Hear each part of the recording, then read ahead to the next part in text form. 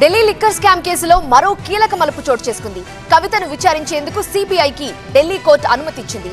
దీంతో వచ్చే వారం కవితను తిహార్ జైల్లో ప్రశ్నించనున్నారు సిబిఐ అధికారులు.